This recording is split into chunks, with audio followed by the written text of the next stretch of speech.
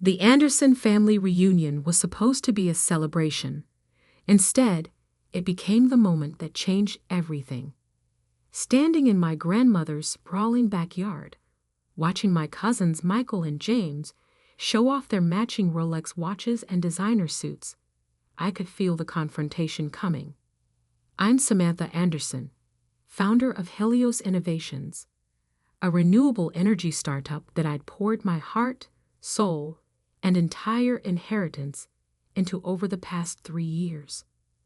While my cousins had followed the family tradition of investment banking, I'd chosen a different path, one that had made me the black sheep of the Anderson clan. Well, if it isn't our little environmentalist, Michael called out, his voice carrying across the perfectly manicured lawn. How's the hobby business going, Sammy? I gripped my wine glass tighter, remembering my grandmother's words, "Keep your head high, dear. True innovation never comes from following the crowd." Actually, I replied, keeping my voice steady, we're finalizing a major contract. Our new solar storage technology. Storage technology? James interrupted, laughing. You mean those fancy batteries you're tinkering with in that warehouse? Come on, Sammy.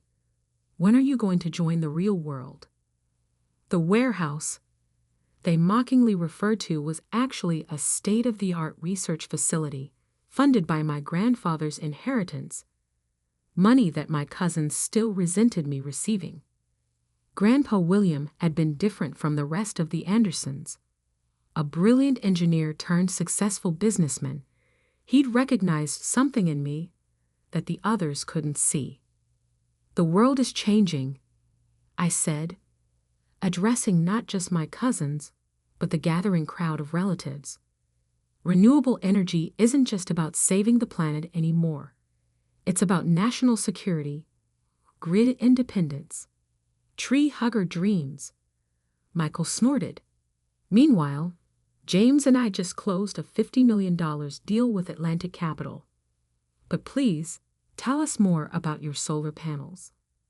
I noticed my Aunt Patricia, their mother, smirking from her seat on the patio. She'd never forgiven Grandpa for leaving me his research facility and seed money instead of dividing it between all the grandchildren fairly. Those solar panels, a quiet voice interrupted, just might surprise you.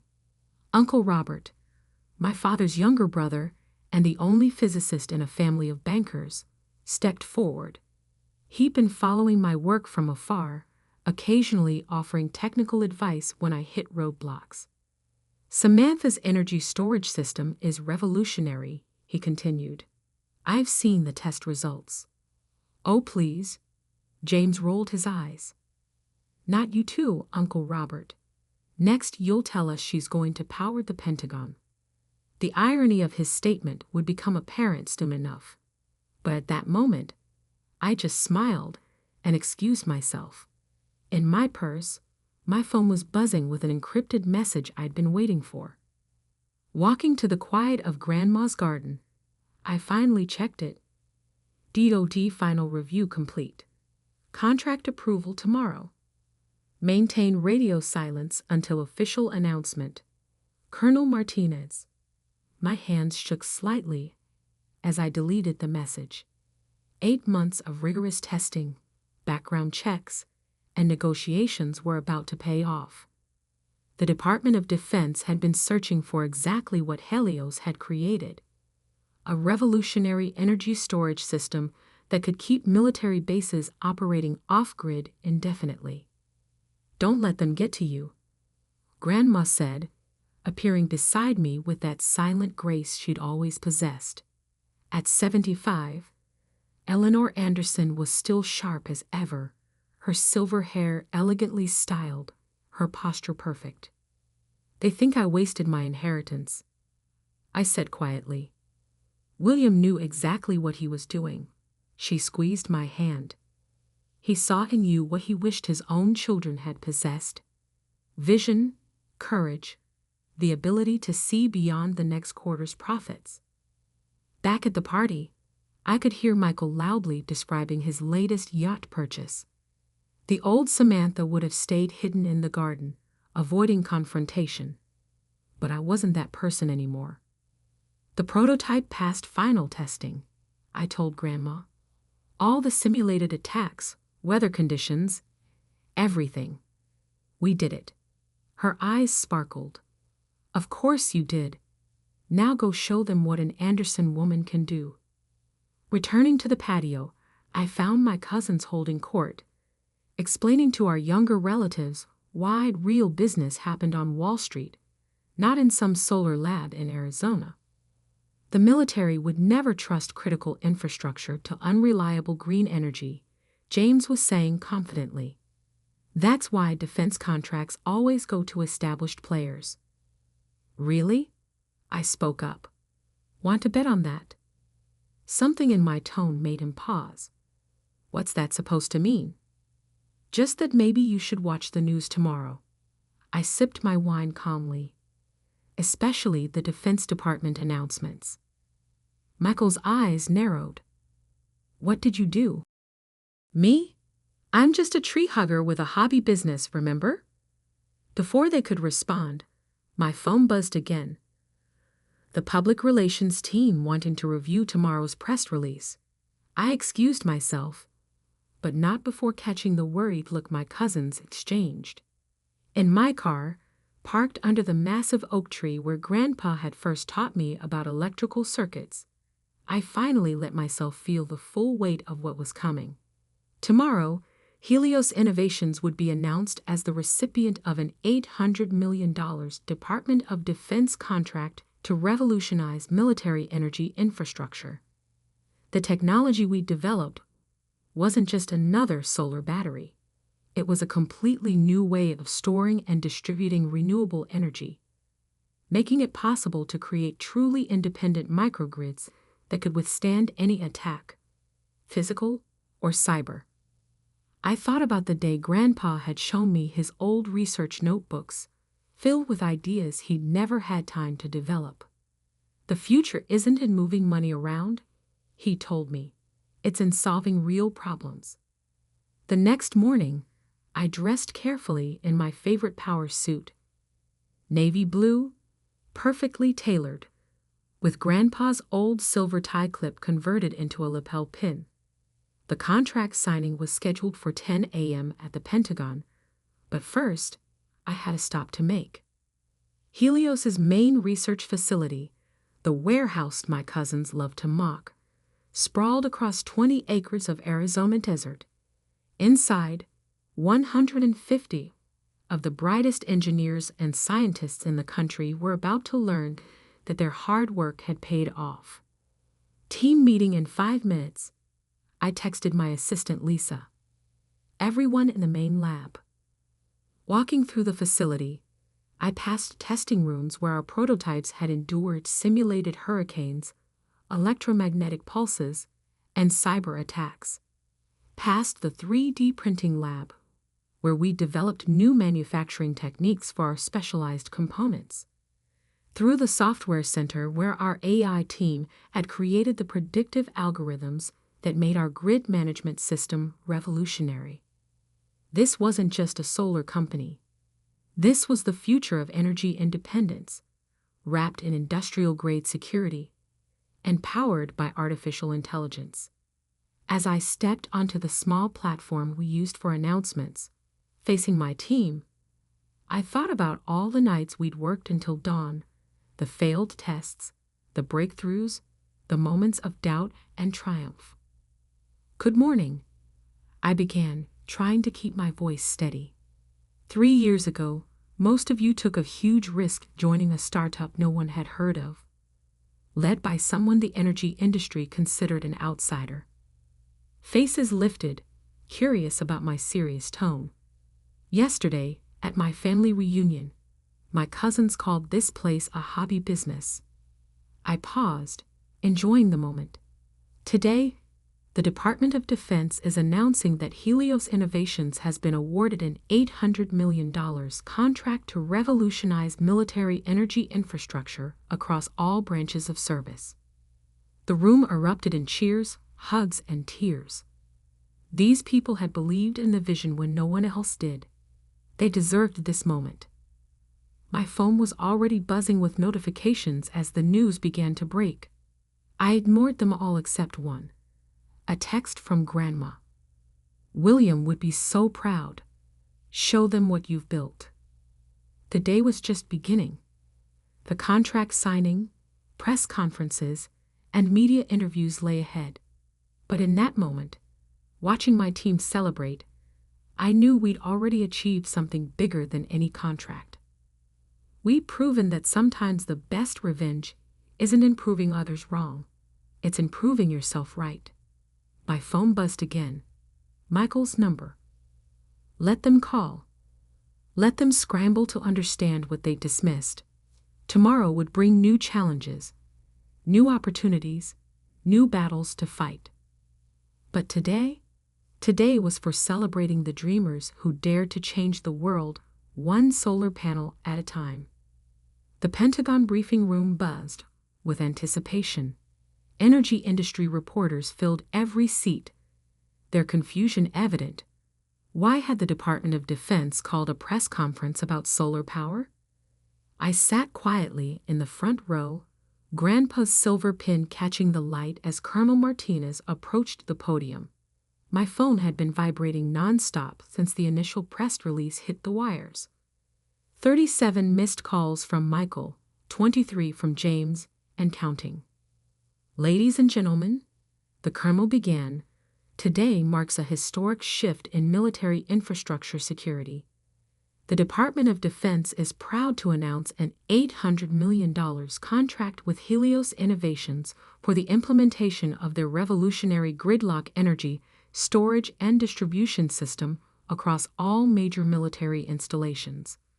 Camera shutters clicked rapidly as he continued. "This technology represents a quantum leap in energy security. Each base equipped with the gridlock system will be capable of operating completely off-grid indefinitely, immune to physical or cyber attacks on civilian power infrastructure." I watched the reporters' faces as understanding dawned. This wasn't just another green energy project. This was a fundamental reimagining of military power security. I'd like to introduce Samantha Anderson, founder and CEO of Helios Innovations, to explain the technical aspects of the system. Standing at the podium, I thought of all the doubters, the dismissive venture capitalists, the condescending energy executives who'd called our ideas impossible, especially my cousins, who'd mocked every step of this journey. "Gridlock isn't just a battery," I began. "It's an intelligent energy ecosystem that combines advanced solar collection, revolutionary storage technology, and AI-driven distribution management. But its real innovation lies in its security features." For the next 20 minutes, I outlined how our system could withstand everything from EMP attacks to quantum computer hacking attempts. The questions came rapid fire, and I answered each one with the confidence that comes from years of preparation. As the briefing ended, my assistant Lisa slipped me a note. Anderson Stewart Capital requesting urgent meeting. Michael and James insisting they represent family interests in any investment discussions. Of course they were. The vultures always circle when they smell money. Outside the Pentagon, news vans lined the street. My phone buzzed again. Aunt Patricia this time. I let it go to voicemail, already knowing what she'd say. Something about family loyalty and working together, now that my little project had proven viable. "Ms. Anderson," reporters called out as I walked to my car, "how does it feel to revolutionize military energy infrastructure? Is it true Helios will IPO next year? Are you concerned about foreign interest in the technology?" I smiled, remembering Grandpa's advice. Let your work speak louder than your words. Back at my hotel suite, I finally checked my messages. The family group chat had exploded. "Michael, Sammy, Call me ASAP. We need to discuss the family's involvement in Helios. James, Anderson Stewart Capital can handle the IPO. Don't talk to any other banks. Aunt Patricia, family should stick together in business. Your grandfather would have wanted that. The last message made me laugh out loud.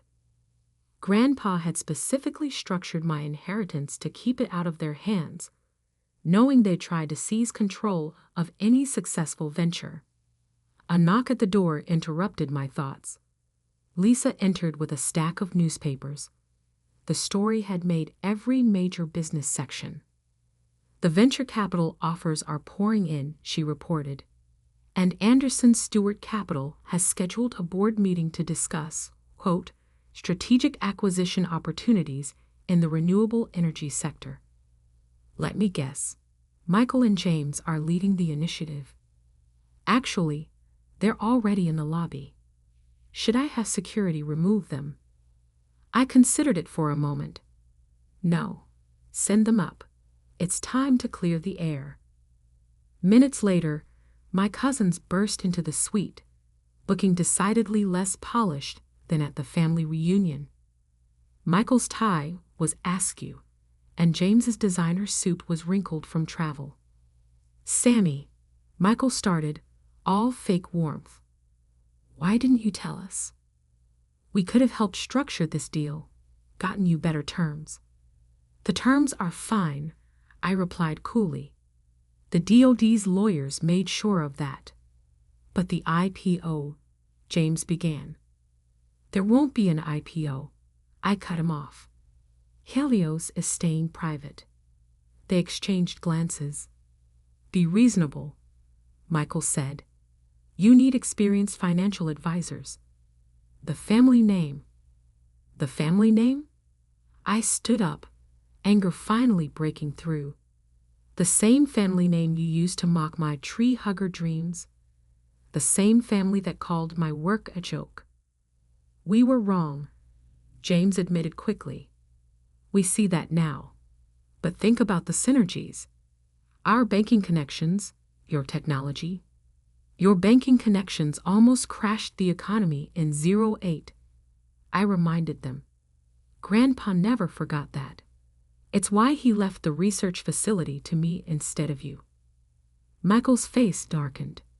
That old man was senile. He didn't understand modern business. Get out. My voice was ice. What? Get out of my hotel. Get out of my business. And tell Aunt Patricia to stop calling. Helios isn't for sale. Not to you. Not to anyone. You'll regret this, Michael threatened.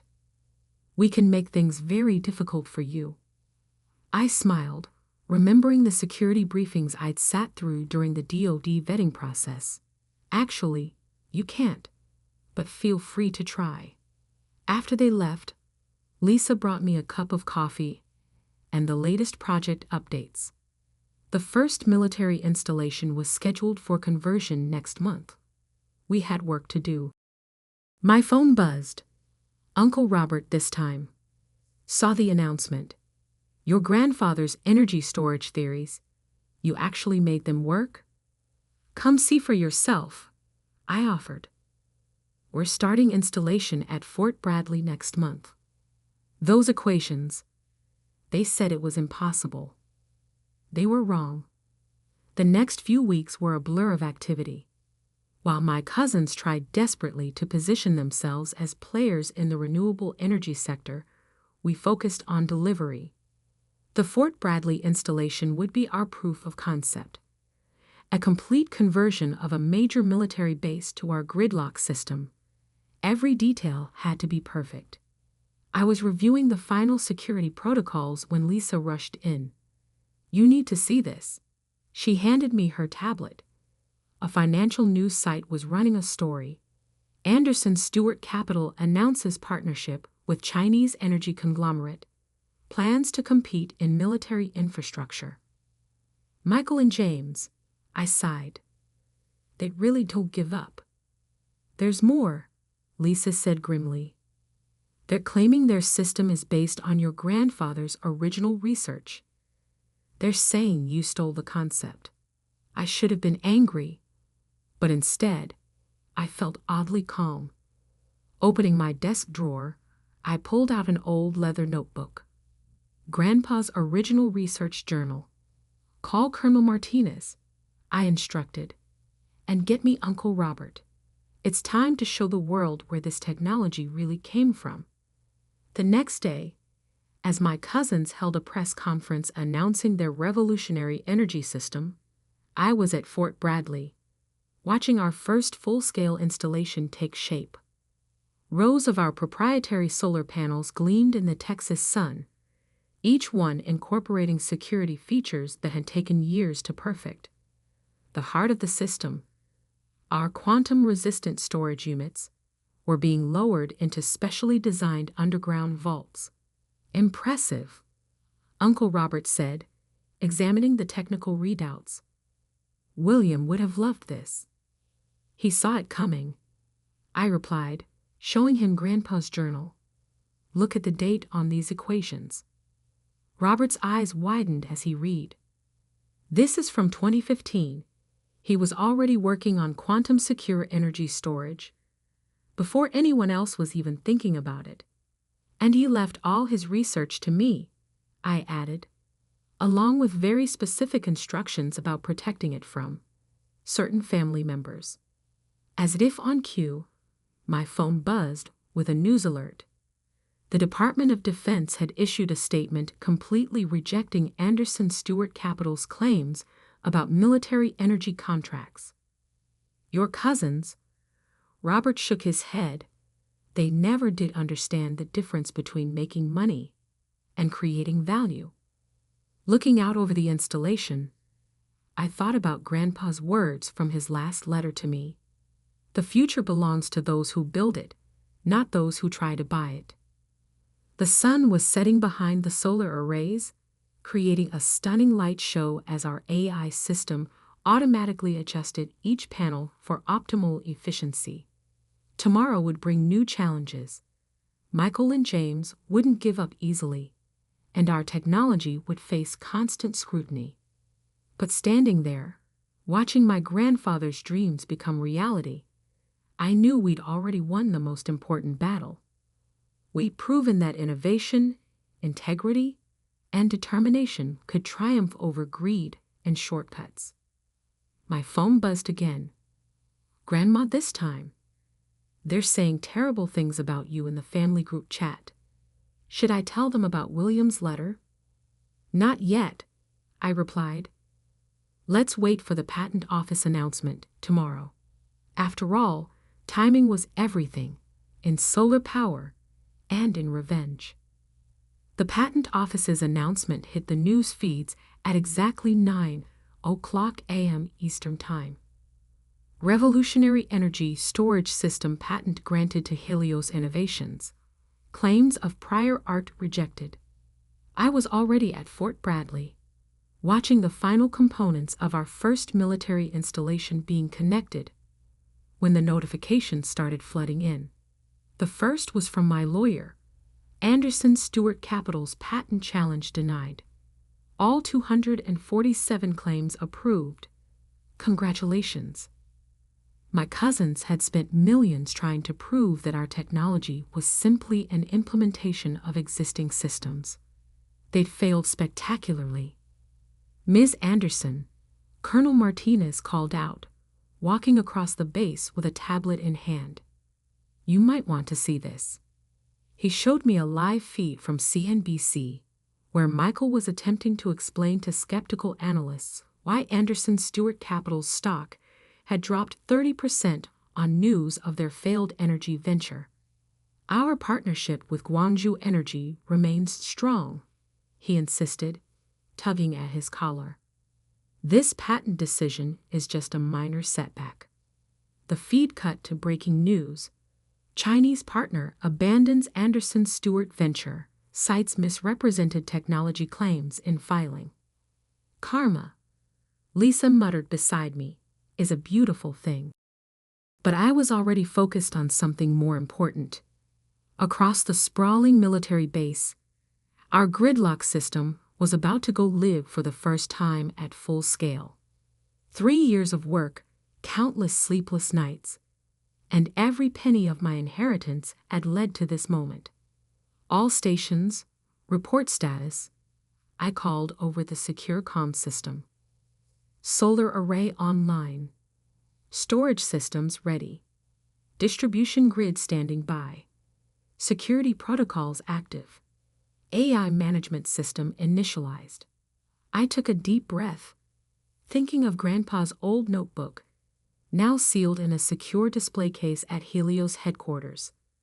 He'd seen this future decades ago, a world where renewable energy wasn't just clean, but more secure and reliable than anything that had come before. Execute startup sequence. Across the base, our system hummed to life. Thousands of solar panels tracked the sun with microscopic precision. Underground storage units began accepting power, their quantum-secured systems ensuring no external force could disrupt the flow of energy. The base's power grid smoothly transitioned from external sources to our self-contained network. "Mom," one of our engineers called out, "you should see these efficiency numbers. We're exceeding projections by 23%. On the monitoring screens, green lights spread across the base map as each sector came online. The mess hall, the barracks, the command center, the hangars, one by one, switching to pure renewable power with zero interruption. Test the isolation protocols," Colonel Martinez ordered. With a few keystrokes, the base's connection to the external power grid was severed. In older systems, this would have caused at least a momentary disruption. Our system didn't even blink. "Run the attack simulations," I instructed. For the next hour, we subjected the system to everything our security team could throw at it. Simulated EMPs, cyber attacks, physical breaches, even quantum computer decryption attempts. The gridlock system adapted, countered, and maintained stable power distribution throughout. My phone buzzed. James this time. After decades of coddling and privilege, my cousins were learning hard lessons about the real business world. I let it go to voicemail. "Samantha," Uncle Robert's voice carried across the command center. He'd been quietly observing the startup sequence, checking his own calculations against the system's performance. "These readings, the quantum storage efficiency, it's exactly what William predicted in his theoretical papers." "I know," I smiled. "We found the solution in his last notebook. That final equation everyone thought was a dead end. It just needed a different perspective." Before he could respond, an aide rushed in. "Ms. Anderson, turn on the news." Now, the wall screens flickered to life, showing a press conference at Anderson Stewart Capital's headquarters. But instead of my cousins, it was their board chairman speaking. "Regret to announce the immediate resignation of Michael and James Anderson following an internal investigation into misrepresentation of technical capabilities to potential partners. Furthermore, evidence has emerged of attempted intellectual property theft. Should we make a statement?" Lisa asked quietly. I shook my head. "Our work speaks for itself. Let's focus on what matters." What mattered was happening all around us. The largest military base in Texas was now running entirely on renewable energy, completely secure from any outside interference. By this time next year, every major military installation in the country would follow suit. My phone buzzed again. Grandma this time. "The family's in an uproar. Michael and James are demanding an emergency meeting. Your Aunt Patricia is in tears. When are you going to show them the letter?" Ah, yes, the letter. The one Grandpa had left with his attorneys, to be opened only if someone challenged my ownership of his research. The one that detailed exactly why he'd chosen me to carry forward his legacy, and exactly what he'd thought of my cousin's business ethics. Not yet, I replied. Let's see if they learn anything from this first. The rest of the day was a blur of tests, adjustments, and documentation. By sunset, Fort Bradley had been running for 12 hours on nothing but Texas sunshine, stored and distributed more efficiently than any system in history. As the stars began to appear, I walked the base perimeter with Colonel Martinez, watching our solar arrays track the last rays of light. You know, he said thoughtfully, when the DoD first started looking for alternatives to traditional power infrastructure, most people thought we were crazy. They said renewable energy wasn't reliable enough for military applications. And now? He gestured at the darkened base, still humming with perfectly regulated power. Now we're revolutionizing not just military energy security, but the entire concept of power distribution.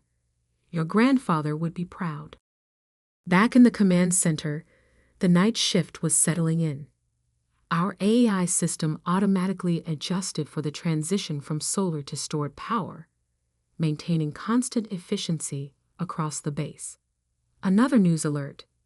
Chinese company files suit against Anderson Stewart Capital, demands return of $50 million investment. Your cousins really stepped in it, Lisa observed, bringing me yet another coffee. Want to watch their stock price drop further? No, I said softly. I want to call my grandmother. In her elegant sitting room, surrounded by decades of family photos, I finally showed Grandma the contents of Grandpa's last notebook. The equations that had baffled so many others.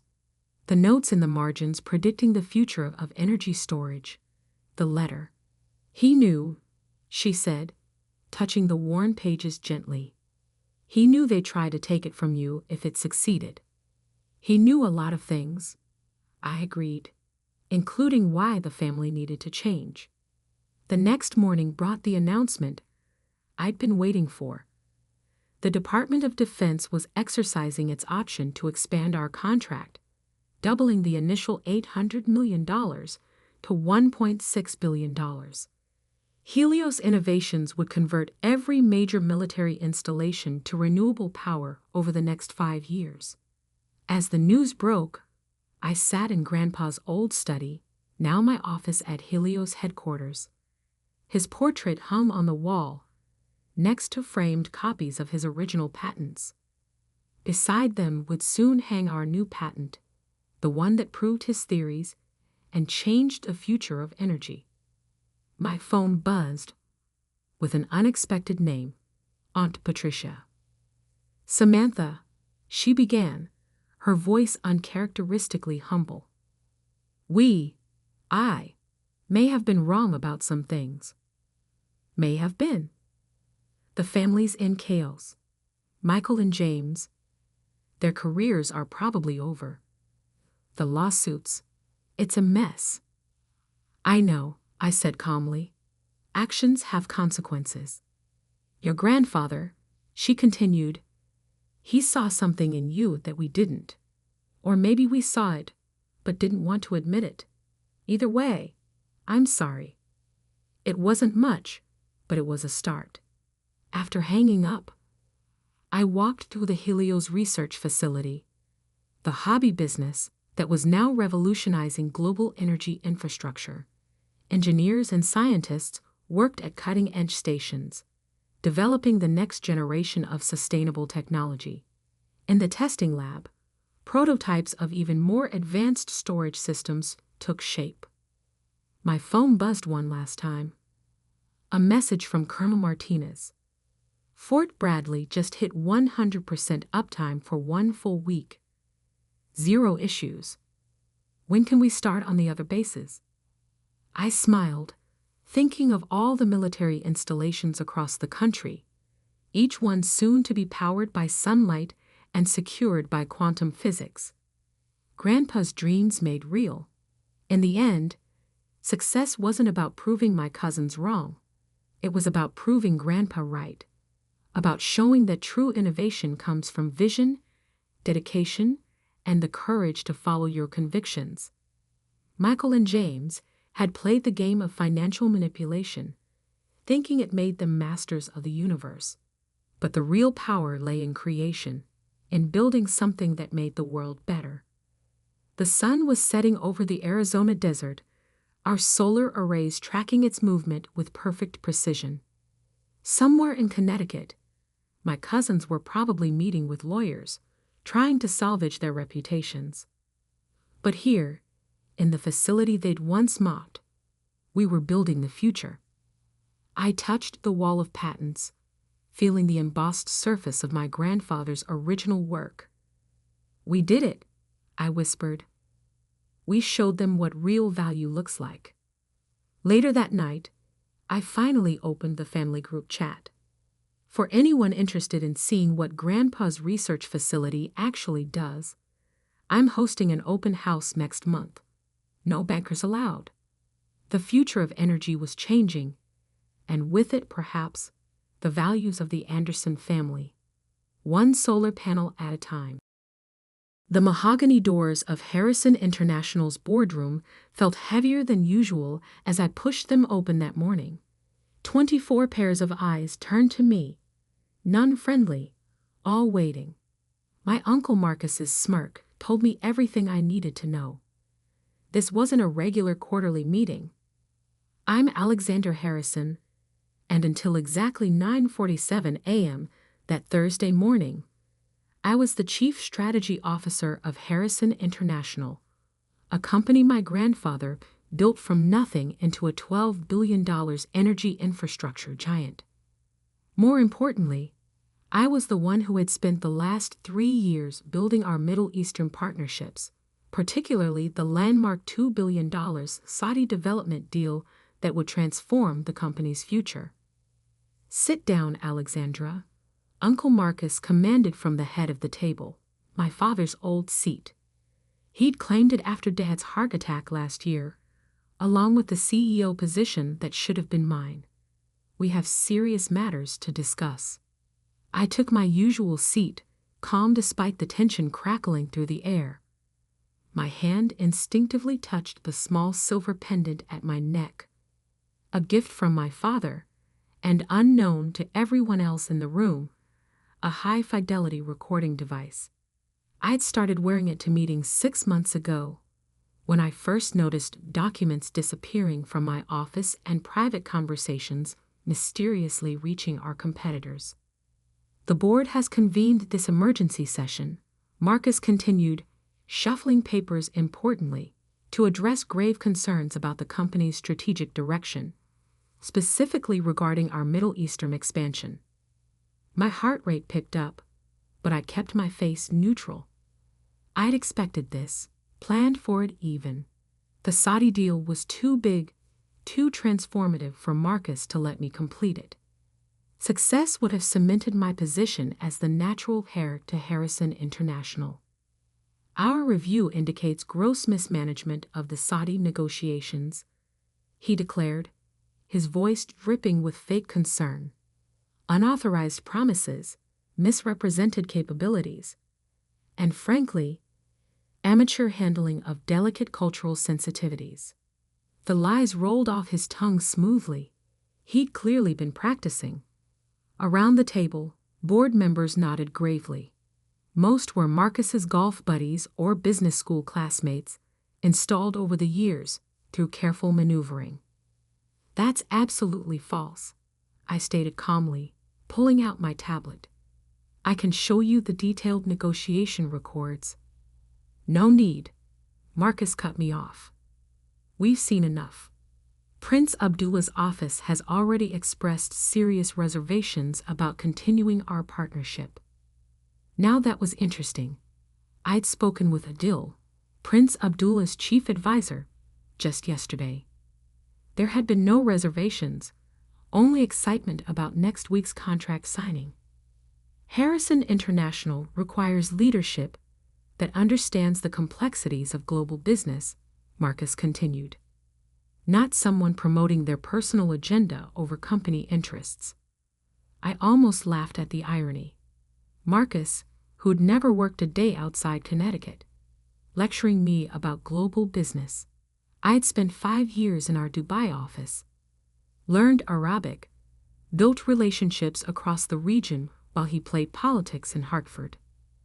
Therefore, he straightened his tie with satisfaction. The board has unanimously voted to terminate your employment, effective immediately. The room fell silent. This was his moment of triumph, orchestrated down to the last detail. Security waiting outside, my office already being packed up, probably a press release drafted announcing my resignation to pursue other opportunities. I stood slowly, gathering my things with deliberate calm. I assume you've informed Prince Abdullah's team of this change in leadership. A flicker of uncertainty crossed Marcus's face. That's no longer your concern. Of course, I smiled, thinking of the WhatsApp message I'd sent to Adil this morning, warning him to watch the live stream of this meeting through the security camera feed I'd given him access to. I'll have my office cleared by noon. Security will escort you out now, Marcus said sharply. We can't risk you accessing sensitive information. As 2 guards appeared at the door, I turned to face the board one last time. Just remember, Uncle Marcus, in business, as in family, trust is everything. Once broken, it's almost impossible to rebuild. He waved his hand dismissively. Save the lectures, Alexandra. You're done here. I let the guards lead me out, past shocked employees, and through the marble lobby of the building my grandfather had built. My phone was already buzzing with messages, but I ignored them all except one, a single line from Adil. We saw everything. Call me. In my car, I finally allowed myself a small smile as I reached for the silver pendant. The recording would be useful, but it wasn't my real insurance policy. No, Marcus had done exactly what I expected, exactly what I needed him to do. He just didn't know it yet. I drove to my apartment in the city, a space that had seen little use given my usual 80-hour work weeks. The modern furnishings and floor-to-ceiling windows offered a perfect view of Harrison Tower, where Marcus was undoubtedly celebrating his victory. Opening my laptop, I connected to a secure server and began downloading files. Thousands of documents, emails, and recordings I'd been carefully collecting over the past 6 months. Every questionable deal, every manipulated report, every secret board meeting where Marcus and his allies had plotted against my father's vision for the company. My phone rang. Adil's private number. Your uncle is a fool, he said without preamble. The prince is furious. That man doesn't understand the first thing about respect or family honor. No, I agreed. He doesn't. But he understands greed perfectly well. We're withdrawing from all negotiations with Harrison International, Adil confirmed. The prince has already signed the termination papers. But Alexandra, he's very interested in your alternative proposal. I looked at the business plan open on my screen. 3 years of work, carefully hidden from Marcus and his spies. A new company, built on my expertise and connections, designed to do everything Harrison International could have done better, cleaner, more ethically. Tell His Highness I'll be in Riyadh next week, I said. And Adil, make sure Marcus knows exactly why the deal fell apart. After hanging up, I spent the next few hours organizing the evidence I'd gathered. The recordings would prove useful eventually, but not yet. First, I'd let Marcus deal with the chaos of losing the Saudi contract. Let him face the board's questions, the shareholders' anger, the media's speculation. My father had always told me, In our business, patience is more powerful than any weapon. He'd built Harrison International on that principle, taking time to develop relationships, earn trust, create real value. Marcus thought he'd won by forcing me out. He didn't realize he just freed me to do what I'd been preparing for all along. The company my grandfather built might be lost to greed and betrayal, but its legacy would live on, just not in the way Marcus expected. My phone buzzed again, a news alert this time. Harrison International's stock had dropped 12% on rumors of the Saudi deal's collapse. Another message followed, this one from my father's old friend on the board. "What have you done?" "Nothing yet," I whispered, touching the silver pendant. "But tomorrow everything changes." Standing at my window, watching the sun set behind Harrison Tower, I felt a strange mix of sadness and anticipation. The company had been my life, my legacy, my future. Now it was my past. But as I reviewed my plans for what came next, I couldn't help but smile. Marcus thought he'd written the end of my story. He didn't realize he just helped me begin a new one. The real work would start tomorrow. But tonight, I had one more call to make, to a small but influential investment bank in Dubai, run by Prince Abdullah's cousin. After all, a new company would need funding, and I knew exactly where to find it. My uncle had taught me one valuable lesson. In business, like in war, you don't just plan for the battle in front of you. You plan for the war to come. 3 days after my dramatic exit from Harrison International, I sat in my home office watching Marcus unravel on live television. The business news ticker told the story. Harrison International stock plunges 31% as Saudi deal collapses. CEO Marcus Harrison to address shareholders. My uncle looked nothing like the smug victor who'd fired me earlier that week. His silk tie was slightly askew, dark circles shadowed his eyes, and sweat beaded on his forehead as he faced the press. The temporary suspension of negotiations with our Saudi partners is merely a standard review process, he insisted, his voice lacking its usual confidence. Harrison International remains committed to our Middle Eastern expansion strategy. I muted the TV as my secure phone line rang. The caller ID showed a Dubai number. "Alexandra," Prince Abdullah's smooth voice filled my ear. "I trust you're enjoying the morning news?" "Immensely, Your Highness," I replied, suppressing a smile. "Though I suspect Marcus isn't sharing your entertainment." "Indeed not. Especially after this morning's meeting with our banking consortium." The prince's tone carried a hint of satisfaction. "They've frozen the preliminary financing for all Harrison International projects in the region. Your uncle seems to lack your delicate touch with relationship management." I thought of the hundreds of hours I'd spent building those relationships, the late-night meetings, the careful negotiations, the respect earned through understanding their culture and business practices. Marcus had assumed those connections would transfer to him automatically, his first mistake of many. "Thank you for your support, Your Highness. I hope to repay your confidence soon." "About that," he said, "my team has reviewed your proposal. We're very interested, but some of our partners have concerns about potential litigation from Harrison International." Actually, I opened my laptop, pulling up a secure folder. "I've prepared detailed documentation addressing those concerns. Would tomorrow be too soon to present it to your legal team?" The prince chuckled. "Always prepared, aren't you?" "Very well.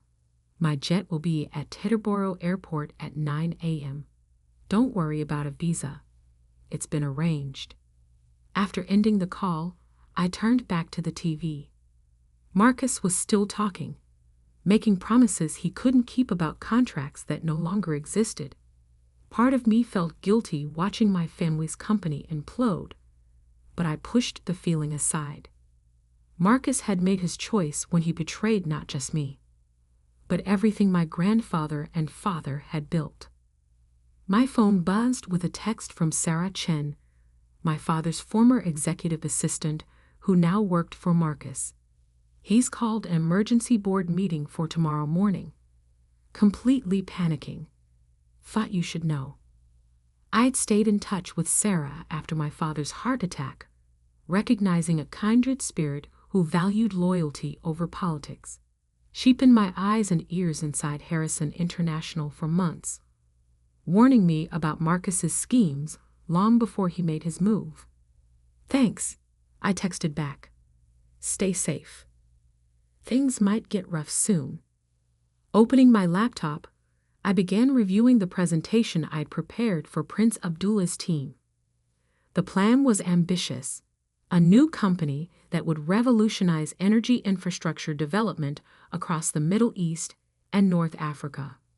Sustainable technologies, local partnerships, and transparent operations.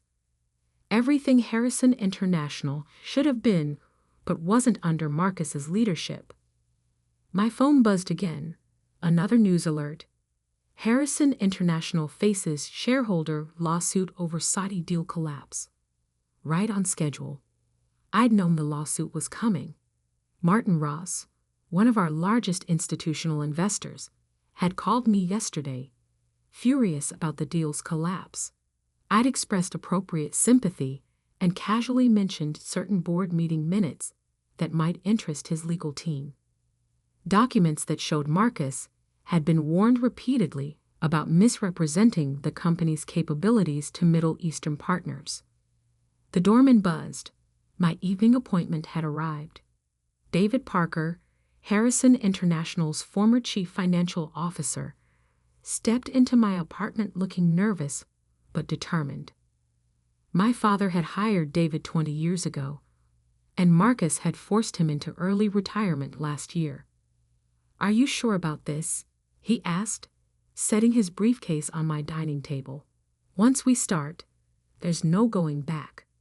I poured us both coffee, strong and black, the way we drunk it during late nights at the office reviewing contracts and financial projections. Marcus made his choice, I said firmly. Now it's time to make ours. David nodded, opening his briefcase. I've gone through everything you sent me. The pattern is clear.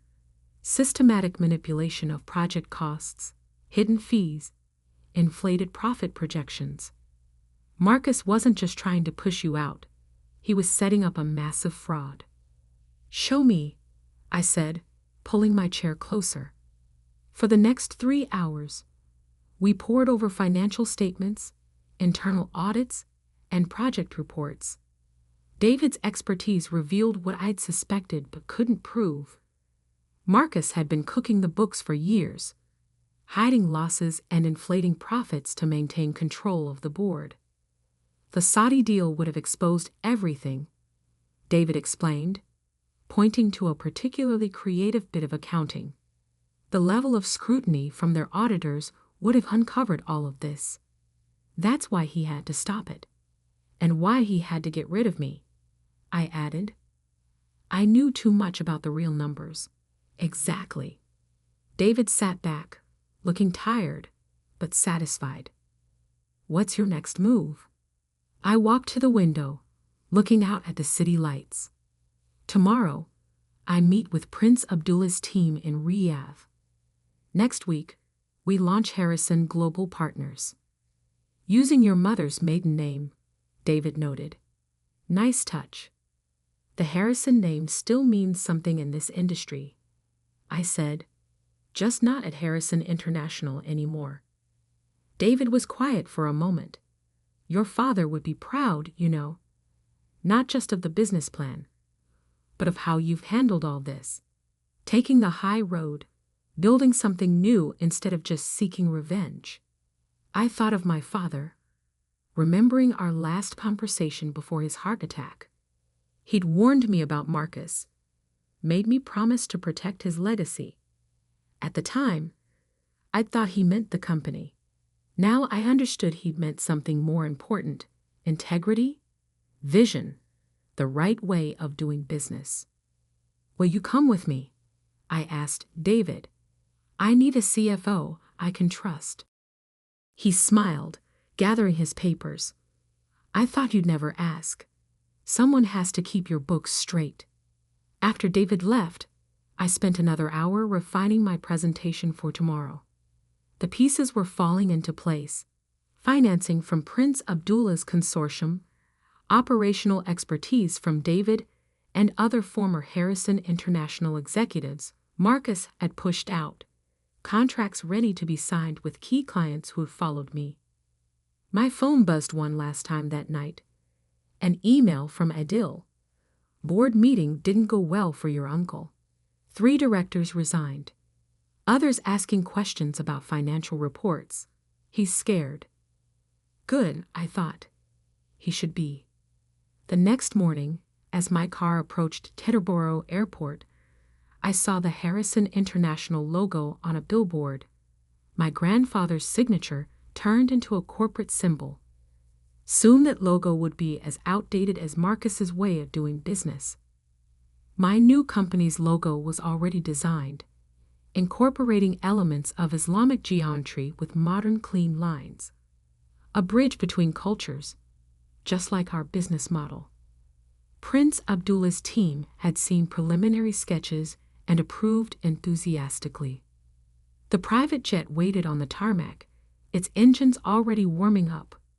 As I climbed the stairs, I remembered another flight 5 years ago, my first trip to Dubai, sent by my father to learn the business from the ground up. I'd been nervous then, unsure of my place in the family empire. Now, boarding another plane to the Middle East, I felt only certainty. Marcus thought he'd ended my career. Instead, he'd forced me to create something better, something truly mine. My phone buzzed as I settled into my seat. Sarah again. "Marcus just fired the entire Middle East division. Complete chaos here." I turned off my phone as the jet began taxiing.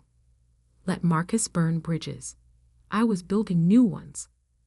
The 14-hour flight to Riyadh gave me time to perfect my presentation and review the contracts David had prepared. Everything had to be perfect. This wasn't just about business anymore. It was about showing a better way to operate in a complex global environment. I thought about the recording still saved in my silver pendant, evidence of Marcus's lies and manipulation. I hadn't released it yet, hadn't needed to. His own actions were doing more damage than any exposed secrets could. As the plane crossed the Atlantic, I opened my father's old notebook, a leather-bound journal he'd carried for 30 years. His business philosophy was scattered throughout its pages. Wisdom I'd only now begun to fully appreciate. "Success in business," he'd written, "is like playing chess. You don't win by making the most aggressive moves. You win by positioning yourself so carefully that your opponent's own moves become their undoing." Marcus was aggressive, playing for quick wins and immediate gratification. I was playing a longer game, one that would reshape not just one company, but an entire industry. The sun was setting over the Saudi desert when we began our descent into Riyadh. In the fading light, the modern skyline looked like something from a science fiction movie, a vision of the future rising from ancient sands. My future was out there too, waiting to be built. Tomorrow, I would stand before Prince Abdullah and his advisors, not as a displaced heir to a troubled company, but as the founder of something new and transformative. Marcus had taught me one final lesson. Sometimes losing everything is the only way to discover what you're truly capable of building. As the plane touched down, my phone reconnected to the network. Dozens of messages waited, but only one mattered. From Martin Ross, the institutional investor. Board meeting leaked. Marcus claiming Saudi deal collapsed due to your interference. Demanding investigation. I smiled, thinking of the documents waiting in my briefcase. Proof of every real reason the deal had failed, every lie Marcus had told, every ethical line he'd crossed. Let him investigate. Let him dig deeper. The hole he was digging would only make his fall more spectacular. Tomorrow would bring new challenges, new opportunities, new battles to fight. But tonight, watching the Riyadh lights grow closer, I felt only peace. The kind of peace that comes from knowing you're exactly where you're supposed to be, doing exactly what you were meant to do. Marcus thought he'd written my ending. He didn't realize he'd only written my beginning. The Riyadh sun was just rising when my phone rang. Sarah's voice was urgent. Alexandra, turn on CNBC now. I flicked on the hotel room's television just in time to see the breaking news banner. Harrison International CEO Marcus Harrison steps down amid financial scandal. Emergency board meeting called. My uncle's carefully constructed world was crumbling, faster than even I had anticipated. 3 weeks had passed since my presentation to Prince Abdullah and his team. 3 weeks that had changed everything. The board received an anonymous package this morning, Sarah continued. Full documentation of every fraudulent transaction, every manipulated report. They're saying the SEC has opened a formal investigation. I touched the silver pendant at my neck, still containing a standing recording, still unused. I hadn't needed it. Marcus had done exactly what I'd expected. As pressure mounted, he'd gotten sloppy, desperate, started making mistakes. How bad is it? I asked, though I already knew the answer. Bad, Sarah confirmed. The auditors found everything. Hidden accounts, inflated contracts, millions in unauthorized consulting fees. Some board members are already calling for criminal charges. I turned up the volume as a financial analyst appeared on screen. This could be the biggest corporate fraud case since Enron. The question isn't whether Harrison International will survive, but in what form. My other phone, the secure line, buzzed with a text from Prince Abdullah. Time for phase 2. Yes, I replied. Launch everything. Within hours, press releases went live across 3 continents. Harrison Global Partners, my new company, announced major infrastructure contracts with Saudi Arabia, the UAE, and Qatar, totaling over $5 billion in projects. The same projects Harrison International had lost, now restructured and improved. But we weren't just taking their contracts. We were taking their best people too. David Parker, now my CFO, had spent weeks quietly recruiting key executives and project managers from Harrison International. People who'd been marginalized under Marcus's leadership, who believed in my father's vision of ethical, sustainable business practices. Alexandra, my assistant, knocked on the hotel room door. Prince Abdullah's car is here. The drive through Riyadh's bustling financial district felt surreal. Massive digital billboards already displayed our new company logo, modern yet respectful of traditional design, just like our business model. In the prince's private office, dozens of people waited. Business leaders, government officials, media representatives. This wasn't just another contract signing. This was a statement about the future of international business in the region. My friends, Prince Abdullah began, standing to address the room. Today we witness not just the birth of a new company, but a new way of doing business. Harrison Global Partners represents everything we value. Respect for tradition while embracing innovation, profit with purpose, partnerships built on trust. I caught my reflection in the window as I walked to the podium. power suit perfectly pressed, mother's pearls at my neck beside the silver pendant, father's journal in my briefcase. 3 generations of Harrison business wisdom, reimagined for a new era. Thank you, Your Highness, I began. When my grandfather founded Harrison International 50 years ago, he believed business could be both profitable and principled. That vision got lost somewhere along the way, but it wasn't destroyed. It was just waiting for the right moment to be reborn. As I outlined our plans, renewable energy infrastructure, local workforce development, transparent governance, I saw heads nodding, faces lighting up with recognition. This was what they'd wanted all along, not just projects and profits, but true partnership. My phone buzzed discreetly. Another message from Sarah. Marcus just tried to delete the server backups. It stopped him. He's barricaded in his office with security outside. I pushed the image aside, focusing on the contracts being passed around the table. Signature after signature, handshake after handshake.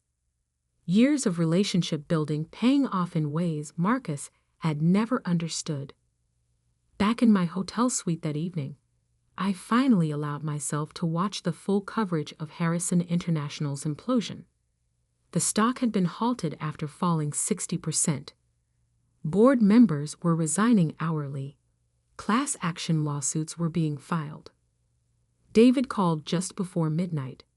You need to see this email. Marcus tried to transfer $50 million to a Cayman Islands account this afternoon. Treasury caught it. Forward it to the SEC, I instructed. And David? Make sure our first quarter numbers are perfect. We're going to be under a microscope after this. Already done, he assured me. By the way, the talent acquisition team says we've received over 300 resumes from Harrison International employees since this morning. I wasn't surprised. Good people want to work for good companies. Marcus had forgotten that basic truth. The next morning brought an unexpected call from my father's hospital room in Connecticut. I saw the news, he said, his voice stronger than it had been in months. Both sets of news. Dad, You did exactly right. He cut me off. The company needed this wake-up call. Marcus needed to be stopped. I didn't want it to end this way, I admitted. No, but you were prepared for it. That's what makes you a better leader than your uncle ever was. He paused. I'm transferring my Harrison International shares to your new company's employee ownership trust. I sat down, stunned. Those shares, nearly 15% of the company, were worth hundreds of millions, even at the currently depressed price. The workers shouldn't suffer for Marcus's crimes, Dad continued. This way, they have a choice: stay with what's left of Harrison International or join something new, something better. Tears pricked my eyes. Thank you, Dad. Don't thank me. Just build something worthy of the trust people are placing in you.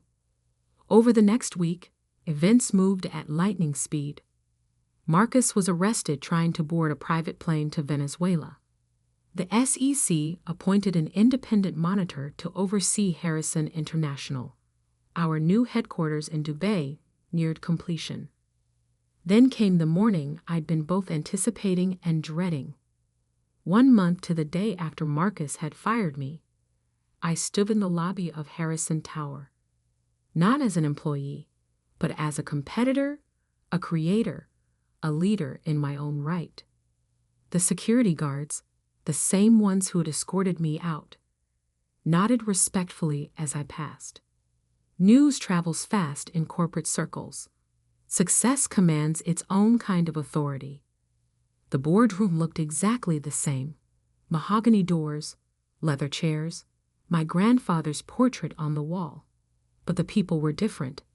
Independent directors now, appointed by the shareholders' committee. No more country club cronies. Thank you for coming, Ms. Harrison, the new board chairman began. We've asked you here to discuss a possible merger between Harrison International and Harrison Global Partners. I opened my father's journal, drawing strength from his wisdom. I appreciate the offer, but no. Harrison International needs to clean house, rebuild trust, find its own way forward. Meanwhile, we're creating something new, something that never could have existed within the old structure. Even if we offered you the CEO position? I smiled, thinking of my office in Dubai, overlooking the future. I already have a company to run. Later that day, I visited my father in the hospital.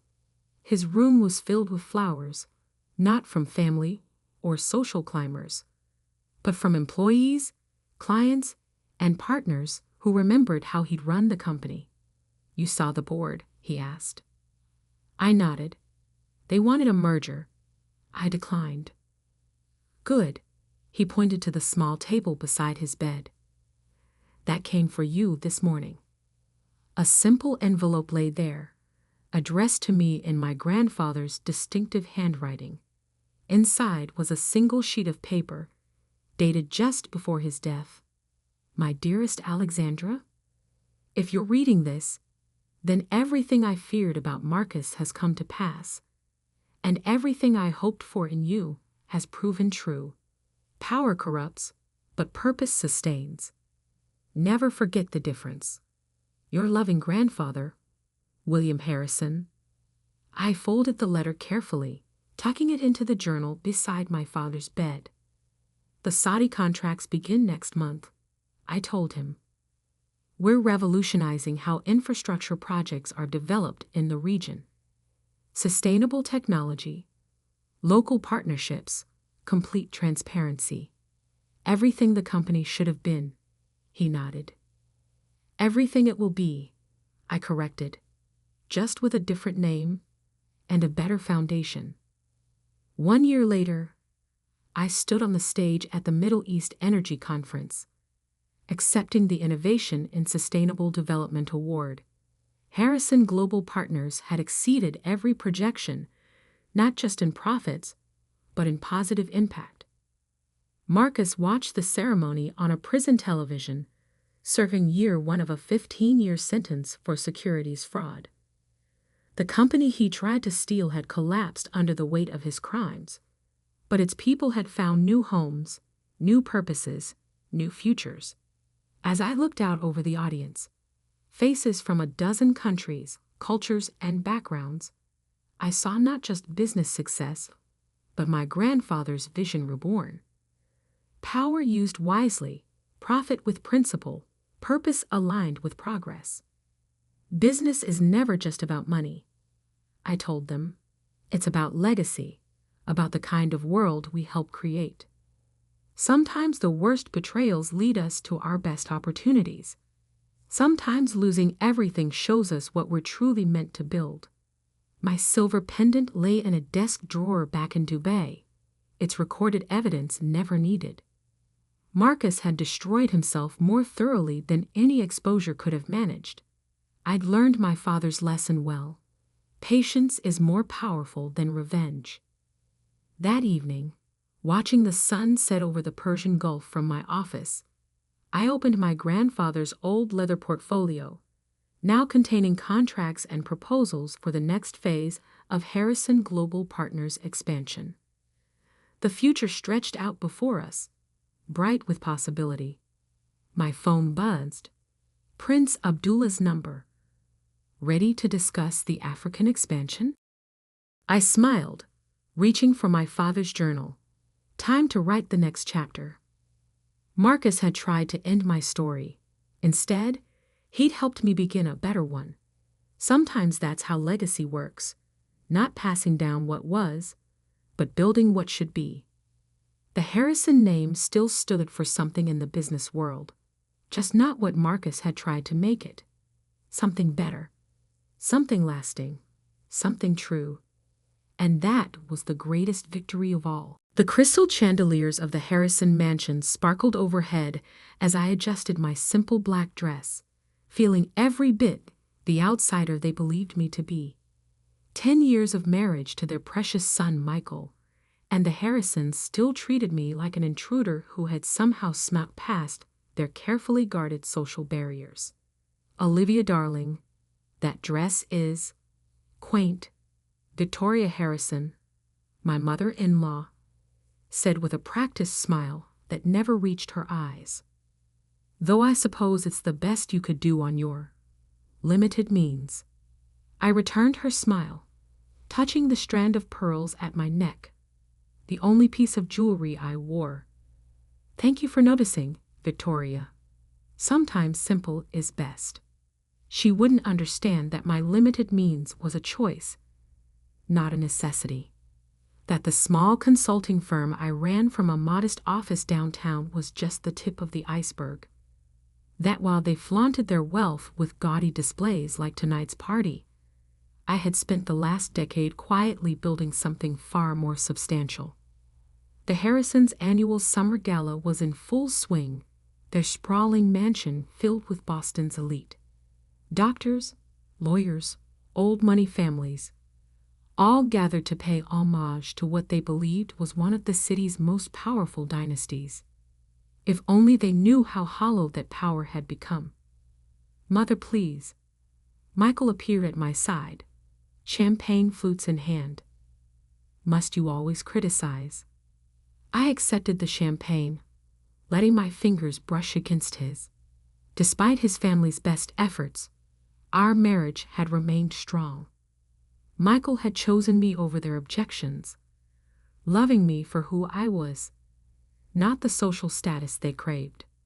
I'm simply trying to help, Victoria sniffed. Someone has to maintain our family standards. Before Michael could respond, his father's voice boomed through the grand ballroom. Welcome, everyone.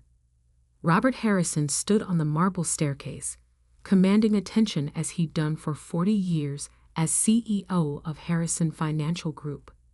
Thank you all for joining us to celebrate another record year. The crowd applauded politely. They didn't know that those record numbers were built on sand, that Harrison Financial Group was teetering on the edge of collapse, held together by smoke, mirrors, and desperate measures. I knew because I had watched it happen, had traced every questionable transaction, every covered-up loss, every attempt to maintain the illusion of success. Not out of malice, but because I had to protect what was mine. And of course, Robert continued, his gaze finding me in the crowd, we must acknowledge all members of our family, even those who perhaps don't quite measure up to the Harrison name. The subtle dig drew knowing chuckles from the crowd. Michael's hand tightened around mine, but I squeezed back reassuringly. Let them laugh. They didn't know what was coming. Victoria seized the moment, raising her voice just loud enough to carry. Well, we all know why she married into the family, don't we? A classic gold digger, if I ever saw one. The whispers spread like wildfire through the ballroom. I could feel the stares, see the smirks. Michael started to protest, but I touched his arm, stopping him. I glanced at my watch, an understated Patek Philippe that cost more than Victoria's entire jewelry collection. Actually, I said calmly, I think it's time for some truth-telling. Robert's face darkened. Now see here. 3. I counted down, my voice carrying in the sudden silence. What are you doing? Victoria demanded. 2. I smiled, remembering the exact moment I had discovered their desperate attempt to save their crumbling empire. 1. Right on cue, Robert's phone rang. Then Victoria's. Then the phones of every board member present at the party. I watched as they reached for their devices, confusion turning to horror as they read the messages. This is impossible, Robert whispered, his face ashen. All our accounts. They're empty? I supplied helpfully. Yes, I imagine your bank is quite concerned about the irregular transfers they've discovered. Decades of mismanagement, hidden losses, illegal manipulations. It's all coming to light now. Victoria's perfectly manicured hand trembled as she gripped her phone. What have you done? Me? I haven't done anything except protect my investments. You see, while you were all busy mocking my little consulting firm, I was building something real. And over the last 5 years, I've been quietly buying up Harrison Financial Group's debt, becoming your largest creditor. The ballroom erupted in chaos as the truth began to sink in. Robert Harrison, the great financial titan, had driven his company to the brink of bankruptcy, and in his desperate attempts to hide it, he played right into my hands. Why? Michael asked softly beside me. Not angry, just curious. He'd known something was coming, had seen me working late nights, had trusted me even when I couldn't tell him everything. Because 10 years ago, your family tried to destroy me rather than accept me, I said, loud enough for everyone to hear. They thought I was nothing but a gold digger. So I decided to show them what a real financial predator looks like. Victoria lunged forward, her composure finally cracking. You scheming little... Careful, I cut her off. You really can't afford to make enemies right now. Especially not with the person who owns your fate. Security guards began entering the ballroom, not the Harrisons' personnel, but my own team. As the party dissolved into panic and confusion, I took Michael's hand. I'm sorry I couldn't tell you everything, I said quietly, but I had to protect you too. He looked at me, then at his shell-shocked family, and finally at the empire crumbling around us. What happens now? I smiled, thinking of the plans I'd spent years preparing. Now we rebuild something honest, something real. That is, I hesitated for the first time that evening, if you're still with me? Michael's answer was to pull me close and kiss me, right there in front of everyone. When we parted, he was grinning. Always. Though you might want to explain exactly how my wife became the secret owner of one of Boston's largest financial groups. It's quite a story, I said, watching as my security team began escorting board members to private rooms for questioning. And it started the day your mother called me new money trash at our engagement party. The night was still young, and I had only begun to reveal the true extent of what I'd built in the shadows of their arrogance. The Harrisons had wanted a gold digger? Well, they were about to learn the difference between someone who takes wealth and someone who creates it. The Harrison mansion felt different in the cold light of morning. The crystal chandeliers that had sparkled so brightly at last night's party now cast weak shadows across the empty ballroom where everything had changed. I sat in Robert Harrison's personal study, my study now, reviewing documents as the family gathered in the living room, trying to comprehend their new reality. Mrs. Harrison, my assistant, Thomas, appeared at the door. They're ready for you. I smiled at the irony. For 10 years, Victoria had insisted I didn't deserve the Harrison name. Now I owned it in ways she never had.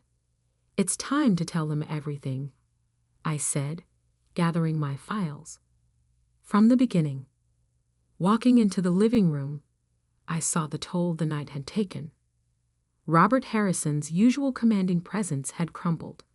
He sat slumped in his leather armchair, looking every bit his 65 years.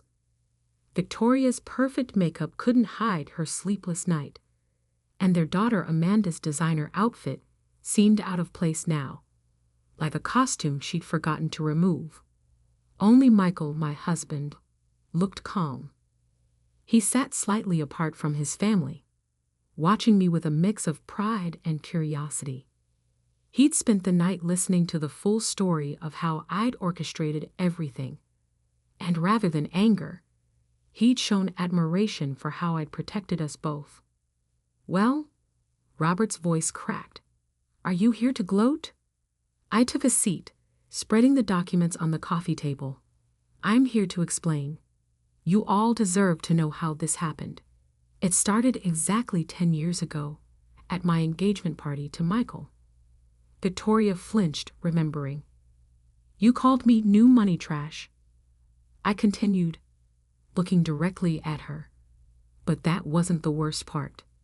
That same night, I'd overheard you and Robert plotting to destroy my father's company. We did no such thing. Victoria protested, but her face betrayed her. September 15th, 2014, I read from a document. Harrison Financial Group initiated a hostile takeover of Sullivan Industries, my father's company.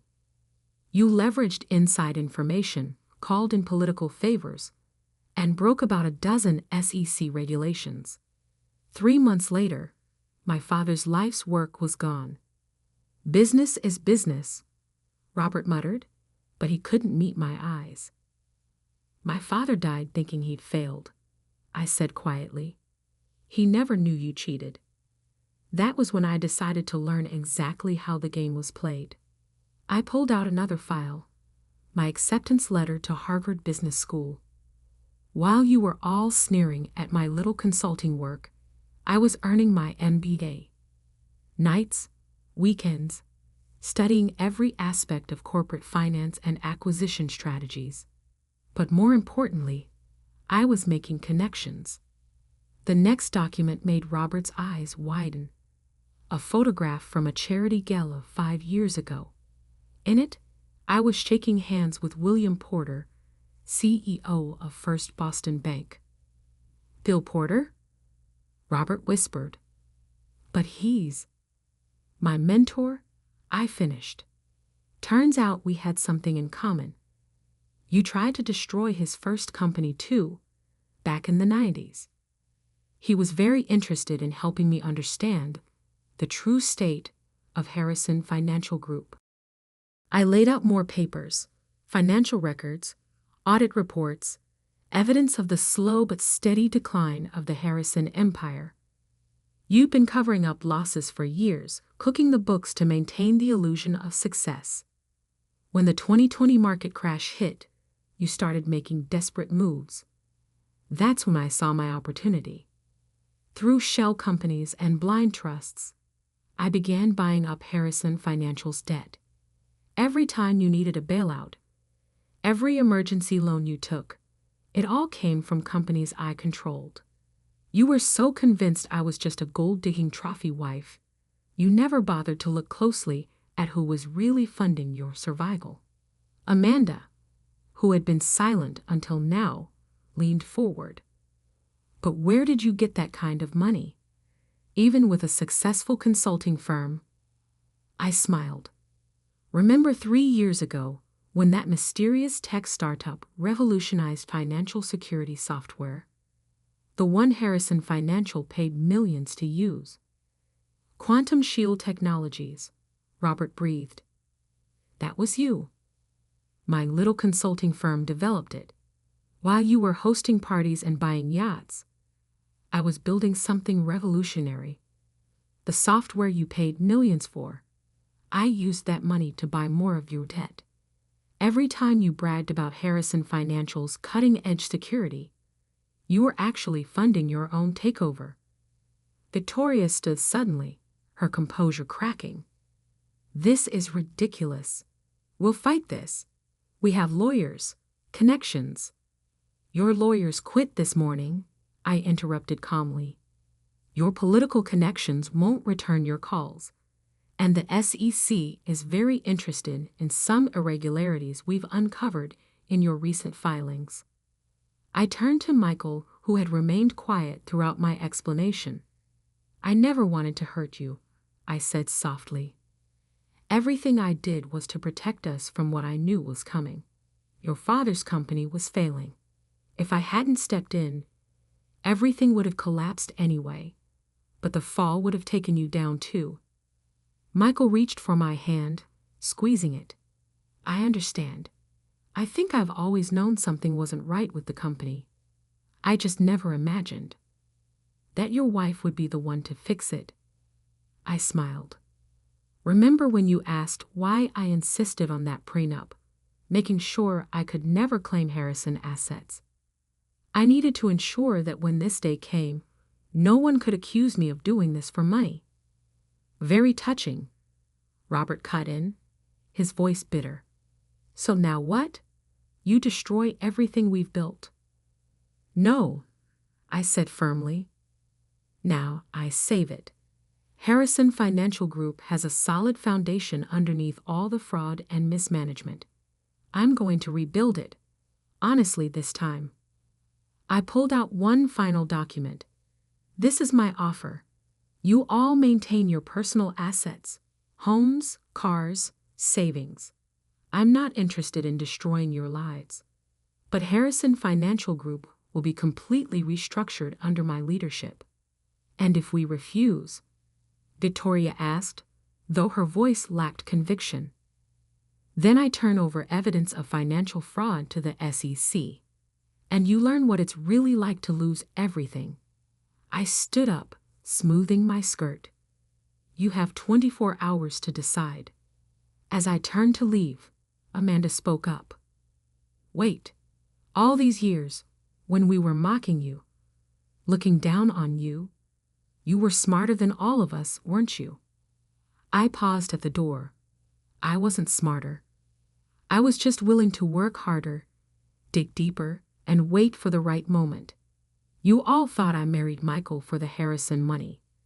The truth is, I married him because he was the only one in this family who saw me for who I really was. And who is that? Robert asked.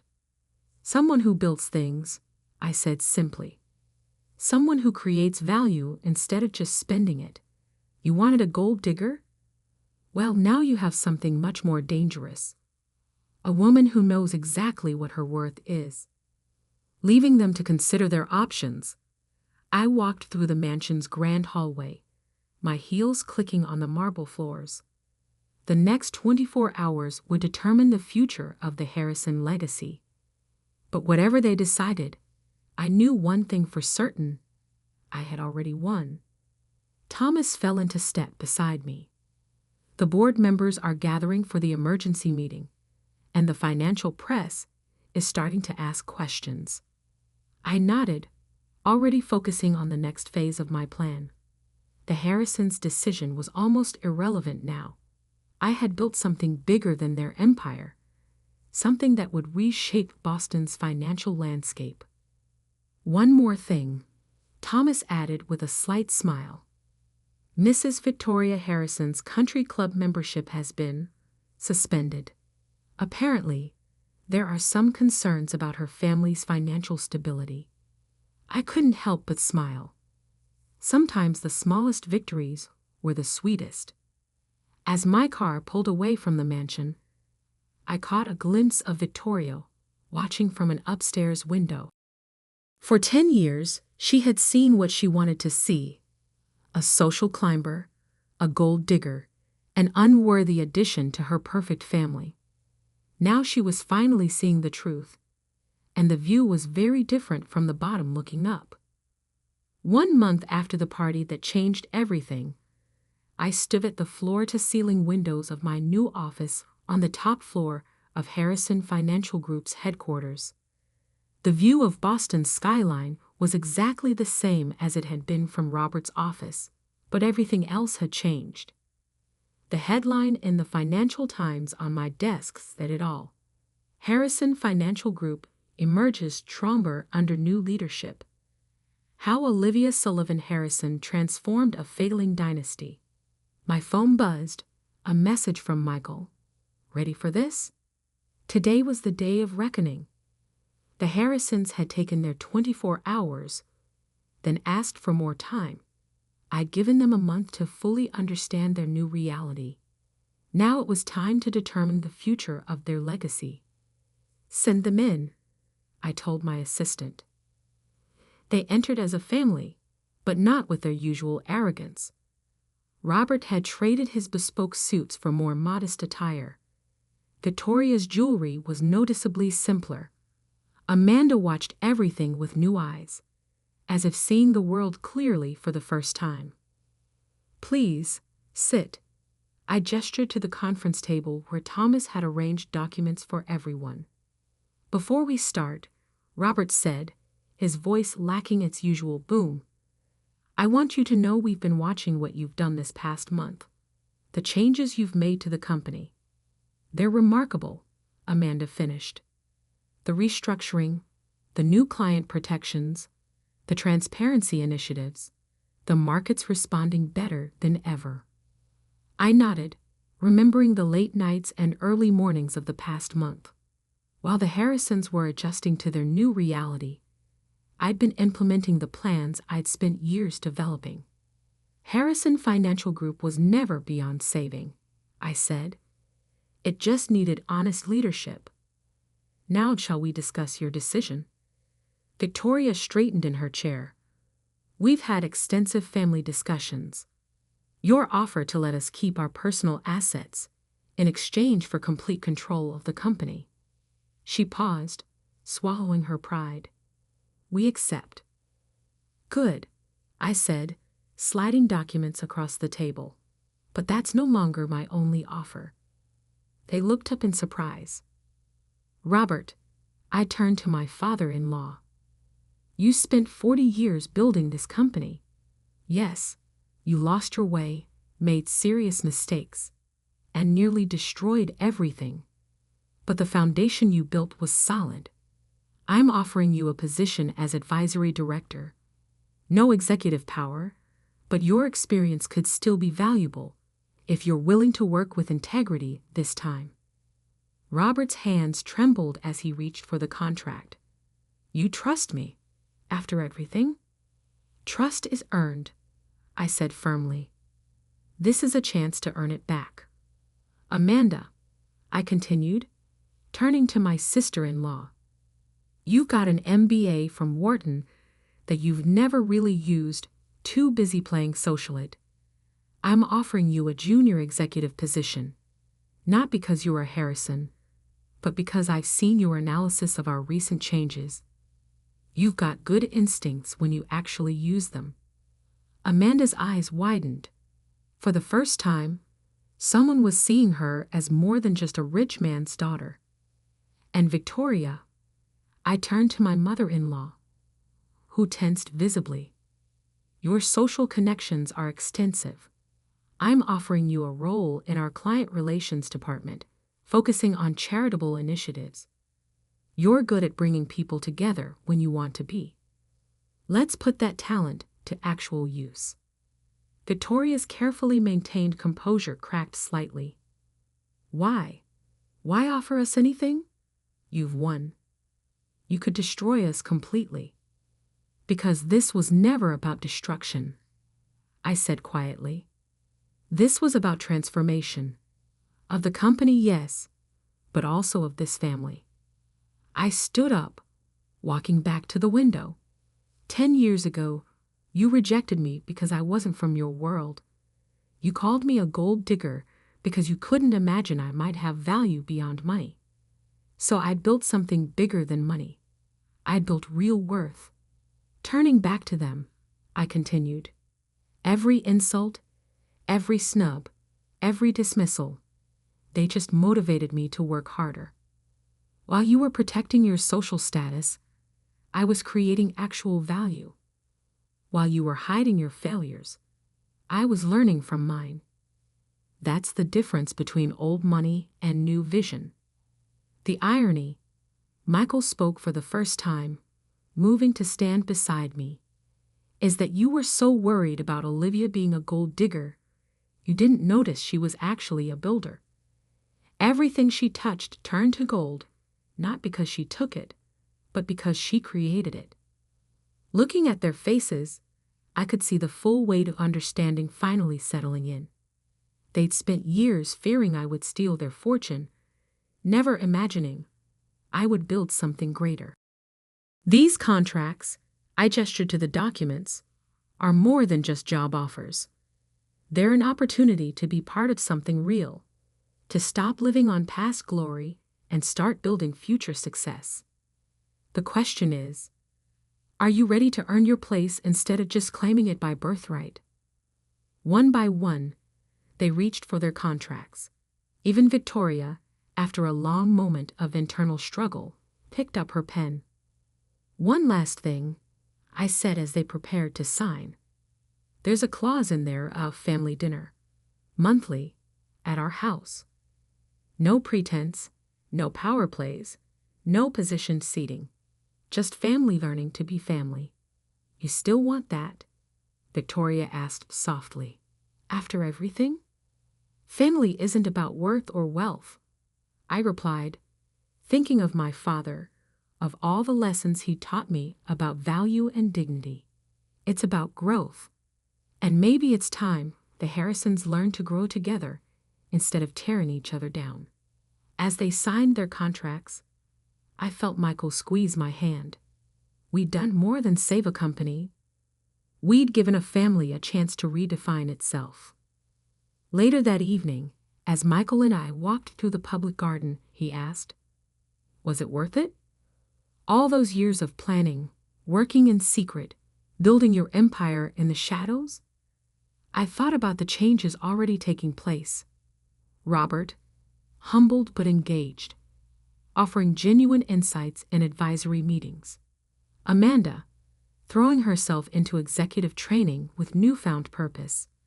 Even Victoria, slowly learning to measure worth by more than just social status. "You know what your mother said to me yesterday?" I told him. She apologized. Actually apologized for the first time in 10 years. Said she finally understood what real value looks like. "And do you forgive them?" he asked. I watched the sunset paint the Boston skyline in shades of gold. Forgiveness isn't about forgetting the past. It's about creating a better future. That's what I'm good at. Building things, including bridges. Michael smiled. "You know, they're calling you the new face of Boston finance. The woman who turned a family scandal into a corporate renaissance." "Let them talk," I said, thinking of the next phase of my plans. The innovations, expansions, and transformations still to come. I didn't do this for their approval. I did it because sometimes the best revenge isn't about getting even. It's about rising higher, he finished. Exactly. They wanted to see a gold digger? I showed them an empire builder instead. And this is just the beginning. As we walked home, I thought about the journey that had brought me here. From the daughter of a proud businessman to the woman who transformed Boston's financial landscape. The Harrisons had tried to break me, but instead, they'd motivated me to build something unbreakable. In the end, the greatest triumph wasn't in proving them wrong. It was in showing that true worth isn't in what you take, it's in what you create. And I was just getting started.